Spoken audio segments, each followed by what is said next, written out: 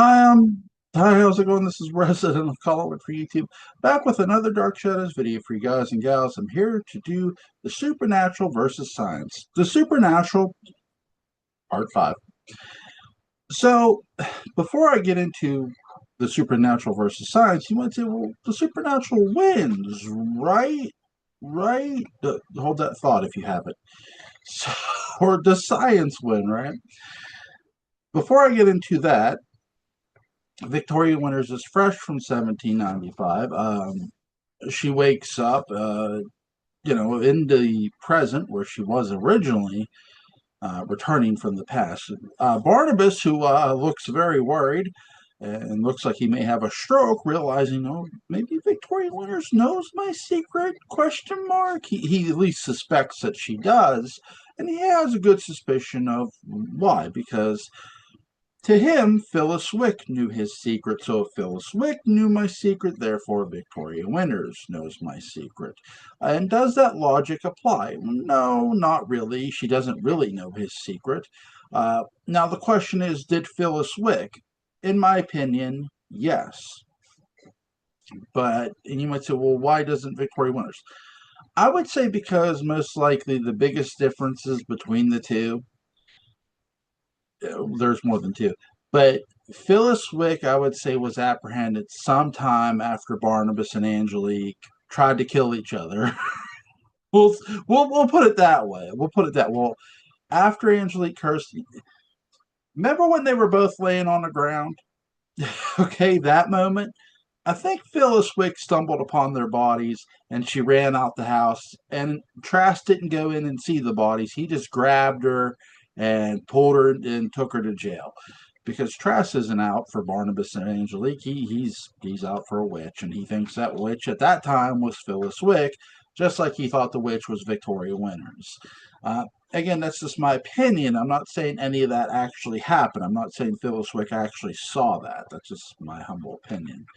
So Barnabas, who talks to Dr. Julie Hoffman, yes, Dr. Hoffman does reveal that she's a doctor to everybody now.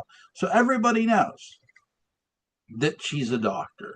That's why she's able to check Victoria's wounds, give her a sedative, and yes, you're going to hear the word sedative a lot out of her mouth post this episode. This is going to be where Dr. Hoffman, many people are going to say Dr. Hoffman becomes Dr. Sedative. Um, what do you do? Barnabas pleads with Dr. Julia Hoffman, fresh haircut and toe. Actually, what they really did, shout out to my buddy Chris Fred. I did not know when I first watched this that Grayson Hall was wearing a wig. I thought that was her real hair. I thought it was a believable wig. There you go. I was fooled.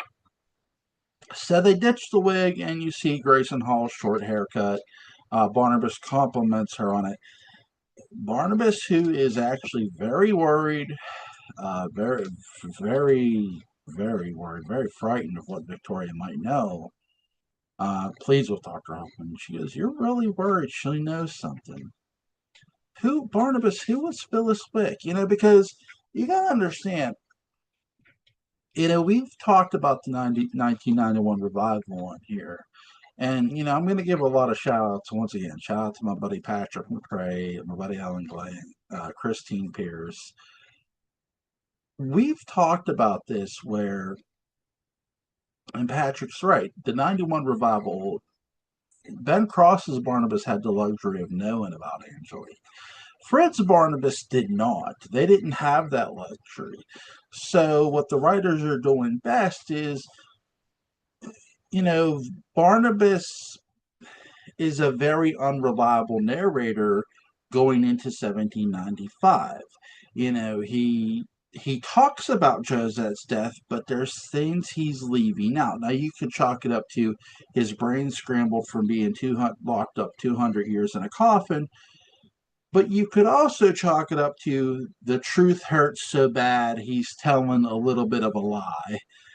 Uh, both are acceptable here. Again, Dark Shadows is full of unreliable narrators. Um, it is. So Barnabas does tell Dr. Julia Hoffman, and I do think he's remembering accurately to a degree. But I also think there's things he seems to be leaving out yet again.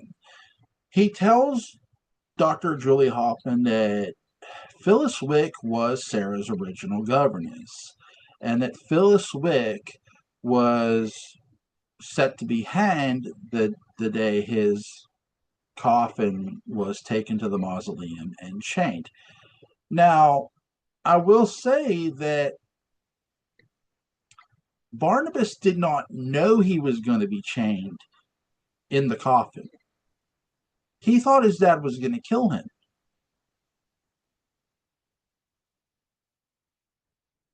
Or did in the original timeline, did he know he was going to be chained? I always took it that Barnabas thought, because remember 212, how hurt he looks and feels when he's talking to Josette's portrait about his dad. If his ghost is here with yours, tell him I've come home to live the life I never had. I am free now and alive.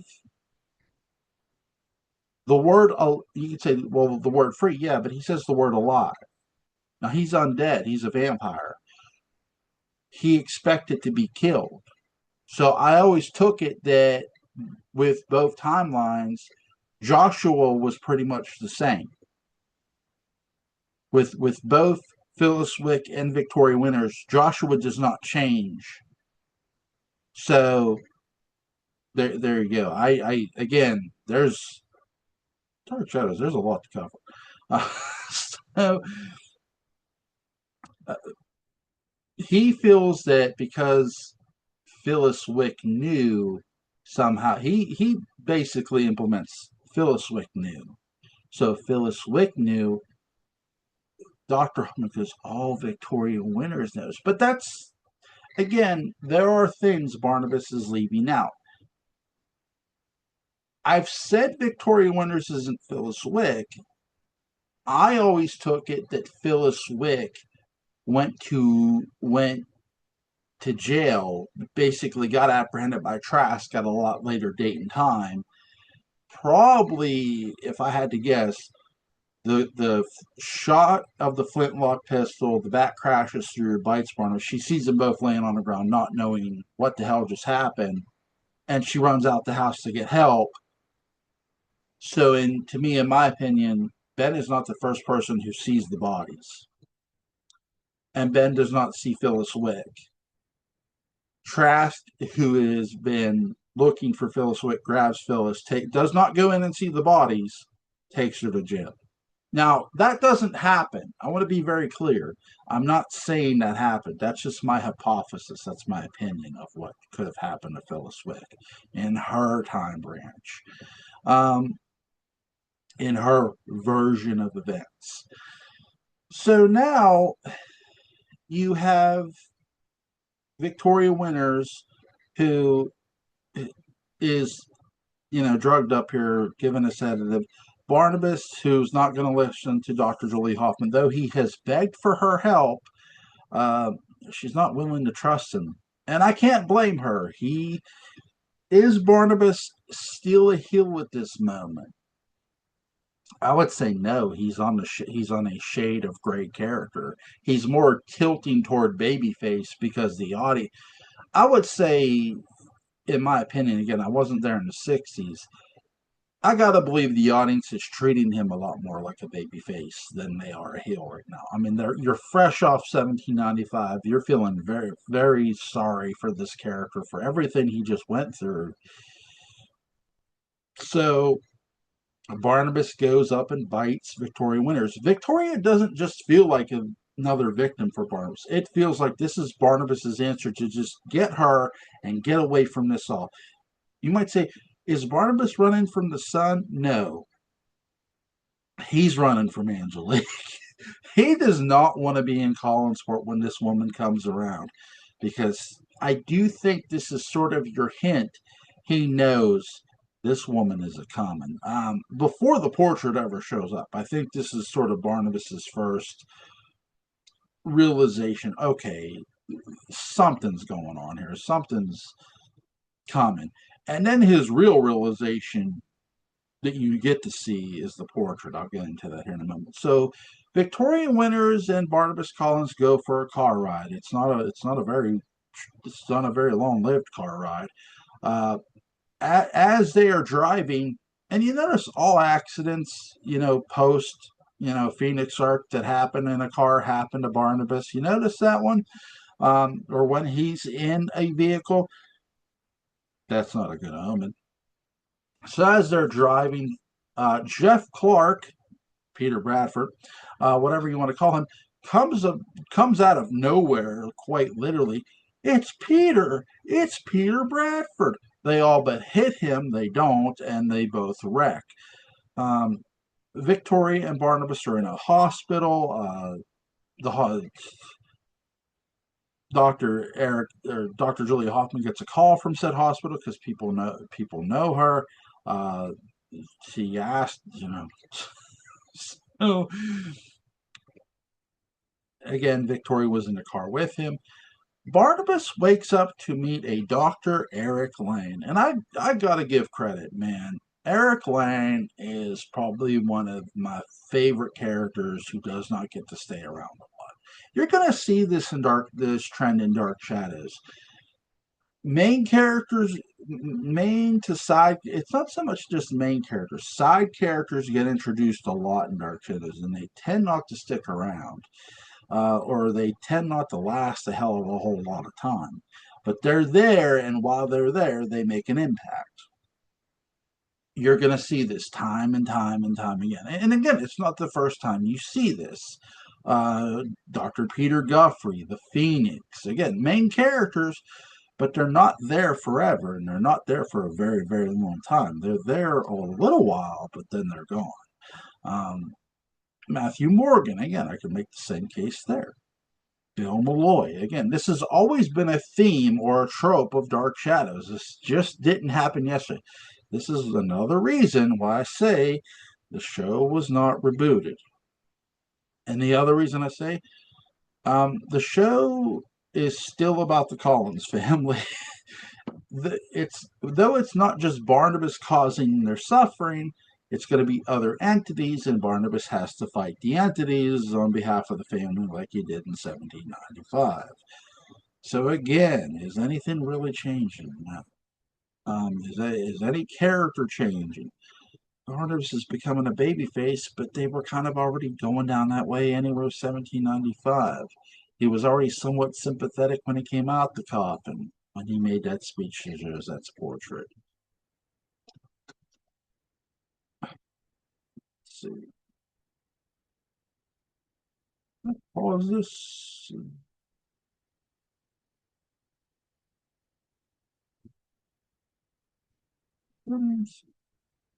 No, I'm still going.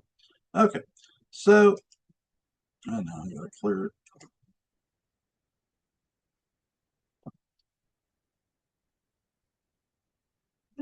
Yeah. So, you have a. So, as I was saying, he meets Dr. Eric Lane, who, while Barnabas was sleeping from his vehicle accident, was given a transfusion. Eric Lane took blood samples from Barnabas's DNA, obviously because he was in an accident, and began treating him. And you might say, well, wait, how did he know he was a vampire? Obviously, the DNA samples. And you got to remember, by this time, the biggest change I say in Dark Shadows, which is, again, is more censorship change than anything. 1795 was the first time the word vampire was used on the show. Dark Shadows had a hell of a time with censorship. So this is post 1795. They can actually use the word now.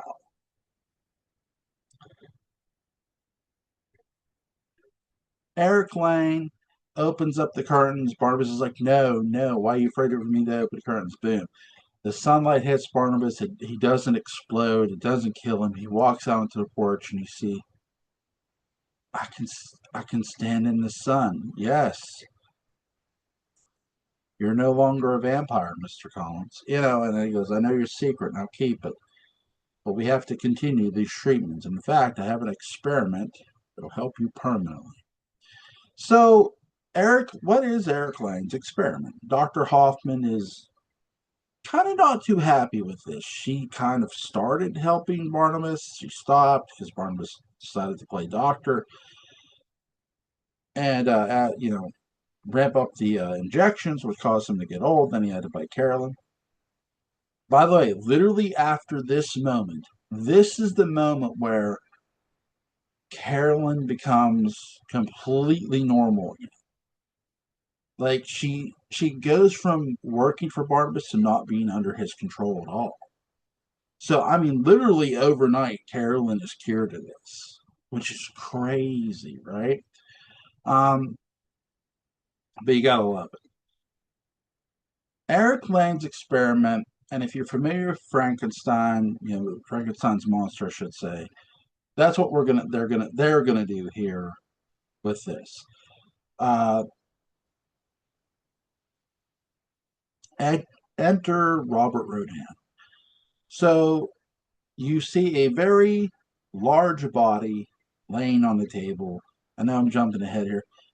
All the meanwhile, Jeff Clark, who's been working for Dr. Peter Bradford, who visits Vicky in the hospital, has been giving Dr. Eric Lang fresh dead body parts from the cemetery. So again, they are going down Frankenstein's Monsters Road. You might say they don't use the name. No, they do what they did with the name Barnabas. They get the name Adam from the Bible. They are going to do Adam and Eve in a sense too. They're not just doing Frankenstein's monster. But before we get to Adam and Eve, we have to tackle Frankenstein's monster. As as Eric Lang slowly begins treating Barnabas before the ultimate experiment happens, a lot of things happen in Collinsport and Collinwood. So we meet a Professor Stokes, who's descended from Ben Stokes. We also are introduced to the portrait again of Angelique. This portrait was put in an antique shop. Now, who put it in an antique shop? I'll get into that. Victoria Winters gets the urge to buy this portrait. Barnabas sees said portrait and now knows trouble is a coming. He knows Angelique's going to show up here. And it doesn't take long for a woman with a very bad dark-haired wig, Laura Parker, her name is Cassandra. She's a student of Professor Stokes, and she is married to one Roger Collins. Now, you might say, well, as soon as Cassandra shows up, this is Angelique, right? No, not quite. You see, Cassandra is standing in front of the portrait. Yes, the body is Laura Parker. It's Angelique's body. But it's not Angelique in soul quite yet. What we have happen here is as she's standing in front of the portrait, admiring the blonde hair and imagining herself with the hair, you hear this ominous music. And slowly, Angelique takes possession of what's hers, her own body. Her own body is resurrected. Her soul is manifested into Cassandra's body. To hell with Cassandra's soul. I don't even care where the hell that went, or even if she had one. I love this whole sequence. So now, if you damage the portrait, you damage Cassandra. Beautiful. In a way, they're kind of doing that. They're doing the whole Dorian Gray before Quentin, in a sense. Now, with Cassandra being married to Roger, she begins going after Dr. Eric Lane, and Barnabas does warn Eric Lane about the witch. He finds it. He's Barnabas, witch, really? I'm a man of science. Again, this is what I love most about this storyline. The two clash so well. I don't mean just the characters. I mean, you have literally a man of science and medicine who is just does not believe in this poppycock. And why should he? He's worried about bringing his experiment to life. And when I say, does he get to see his experiment live? No. You see, because before his experiment lives, Eric Lane is ultimately killed by Angelique, Cassandra. She goes and sees him. She steals one of his things. She steals his. She ends up stealing the medallion, the witch's medallion that is given to him by Barnabas. Which, by the way, he got that medallion from Professor Stokes, and I love Professor Stokes' line. He doesn't just hand him the medallion at first. He says, "You show me the witch, I'll show you the medallion." Because hey, I don't see a witch, Barnabas, because he doesn't. But he does give it to him, and Professor Stokes is not happy that he lost said medallion. Why would he be? Does the experiment work? You have to keep this in mind that before this experiment ramps up, really, really ramps up to ultimately comes to life, Angelique decides to perform a dream curse, causing the dream to go through many people. Maggie Evans, David, Mrs. Johnson, Willie Loomis. The last initial person was to be Carolyn, but that got interceded by Professor Stokes. He stalled the dream curse long enough for Adam to come alive, and Adam does come to life. Eric Lang gets killed. If, by the way, the dream curse affects Dr. Eric Lane as well. It affects Dr. Julia Hoffman. It affects a lot of these people. And when Adam comes to life, Lane is dead. Before Lane dies, Lane makes a recording. Julia, if Adam lives, Barnabas will no longer be affected by the vampire curse. He will be a normal human being. But if Adam should die, Barnabas will become a vampire again. And because it's recorded post this whole musical score that they have, and you hear this musical score constantly at times throughout this whole thing. So he records it. Of course, Hoffman never hears the recording before bringing Adam to life. Ultimately, every note that she goes off is Dr. Eric Lane's. It's not her own. Again, she did not. Hoffman is really telling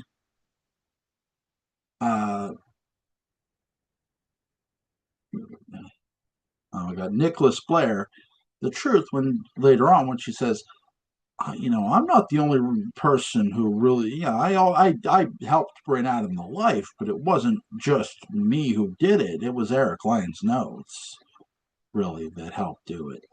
Eric Lane deserves more of the credit than me. I mean, I pulled switches, but hey, he set all that up. He did all that work. I finished his work. That's all I really did. And she's right. So when Adam comes to life, he's very much a man-child. He's very much a monster inside a man's body. He doesn't know right from wrong. He doesn't know. He knows he learns what pain is, and he learns the hard way. He learned, a needle. He's very angry, like an angry child. And, slowly Barnabas and Julia have to teach him right and wrong. And as Barnabas tells him, I'm not the best teacher. I'm not the most patient teacher either. I'm not good at this. But Adam is learning. As a parent, I can appreciate what they're doing here, because it does take patience to raise a child, and it takes a lot of your time actually. And you kind of see this with Robert Rodin. Robert Rodin acts this beautifully. I appreciate it very much. Barnabas ends up beating Adam. This causes a lot of friction, because when they bring Willie Loomis into all this, fresh from the crazy house, Wyncliffe, Willie is not of sound mind. Willie teases Adam with chicken and all that jewelry. So again, Barnabas believes Adam, but then when Adam breaks free and is strangling Willie, Barnabas has to beat him with a cane. Willie knows what it's like to get hit with that cane, and Adam, tries to strangle Barnabas and then leaves. Barnabas then grabs a gun. He goes, I should have killed him. No, Barnabas, you can't do this. So Adam breaks free. He's living in like this abandoned shack. He kidnaps Carolyn. He then later on he ends up living in the great house. Carolyn, there's a lot of things that go on. You have Adam has a lot of teachers. We know Barnabas and Julia are his first, but Professor Stokes and Nicholas are also his teachers, and he learns the yin and yang. He learns good and evil. And as Carolyn puts it, uh, he's not a little boy anymore. He's a man. He tried to manhandle me, and Carolyn said no. He had a natural attraction for Carolyn. Carolyn's a beautiful woman. Um, so science here, is it winning? Yes. At first, science does defeat magic in a sense. The dream curse I was talking about, it doesn't affect Barnabas. It affects him where he acts like he's dying, but he doesn't, because Adam's alive. So with Adam being alive, and they actually bury Barnabas. They actually have to dig him back up, um, or put him back in the coffin, I should say, or bring him out of the coffin. And they have where he's a human still. So science does win out here. Now, eventually, what you also have happen here is, because Angelique comes to the realization that, wait a second, if I kill Adam, Barnabas will be a vampire again. Cassandra grabs an axe and plans to go to town on Adam, when Nicholas is like, oh, no, you don't. And Nicholas Blair and his master and Cassandra's master have plans. And he goes, say goodbye. You're not interfering anymore. This is our plan. Adam's our plan. We're going to make an army of Adam, an army um, of Adams. And Adam wants a mate. So this is where Adam and Eve come into play. And I really love the character of Eve. Very evil, very manipulative. Ultimately gets killed. I always feel every character that the actress who plays is never on Dark Shadows long enough. Um, and again, there are characters who are like that, sure. But man, every time she's on Dark Shadows, she makes the most of it. And I mean, really, really steals a lot of scenes. Just her chemistry with Robert Rodin, her chemistry with Humphrey Allen Arstrado. Um, man, her chemistry with Laura Parker when Angelique's a vampire. Because Angelique is a vampire, causes a lot of chaos. So eventually, the devil gets involved here, And this is where the supernatural is sort of going to get its receipt to a degree, especially on its minions. The devil is not happy that Nicholas is too busy flirting around with his little girlfriend Maggie Evans. He says, get basically in no short terms, get your shit together. He doesn't say that, but he tells him, I'm not happy. Um, Nicholas is given 24 hours to give Adam a new mate. That doesn't happen. And Barnabas's glee of joy when Nicholas is destroyed is priceless. Sent back to hell, straight back. Angelique disappears. She goes away. Adam leaves. Adam leaves Collinsport and pretty much on even terms with everybody. I won't say they're the greatest, but an understanding term. He knows he was created. He knows what his purpose is, but he leaves Collinsport. I feel there was a lot of potential for Robert Rodin's Adam even more. But again, they didn't have enough for him post this story.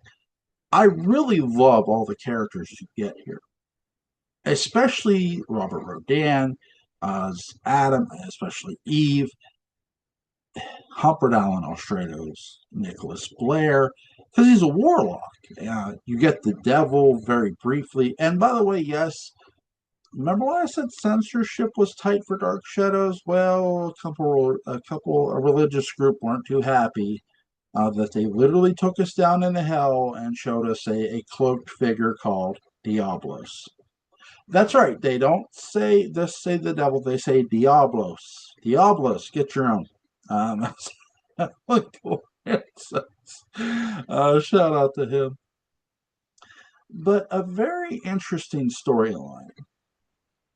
You have Willie kind of falling in love with Maggie to a degree, having feelings for her at least. Trying to, and he does get to talk to Maggie and tell her, I didn't mean to hurt you. I was trying to warn you. You also get in this sequence when Maggie's life force is trying to be used, she remembers Barnabas kidnapping her. So she remembers what Barnabas tried to do, what Barnabas did for her. She completely comes out. But Barnabas does not do any kind of receiving about this. He feels bad about it. It's kind of, there's a lot of man in the mirror moments in this, and there are two big ones. That's the second one.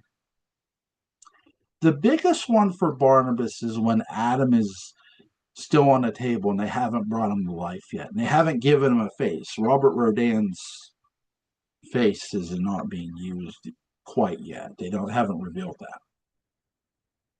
Dr. Eric Lane says, I'll give you Jeff Clark's face. And Barnabas, when Jeff is on the table, Barnabas looks at it and goes, you know what? No, I can't do that. Because you have a realization moment by Barnabas. If I do this, I'm no better than Angelique. I have to be a better person. This is sort of where the realization of the word Sarah used at him really come into play. That scene is it. And it's beautifully done. So, by the way, mad scientist Eric Lane does point a gun at Barnabas. And it's some crazy shit. Oh my god. Oh my god. I have one more video to do. I want to get you guys' thoughts on the Dream Curse, the use of science here. Robert Rodin's Adam, Eve. I mean, just really amazing characters. Humphrey Allen Ostrados, Nicholas Blair, which I like how they had him dress. They had this little top hat. He had these. He looked like he was straight out of an episode of The Avengers. We had mentioned that on here before. So The costume designs in Dark Shadows were some of the most hippest things and coolest. So I hope you guys are enjoying these videos. You guys have a great and wonderful day.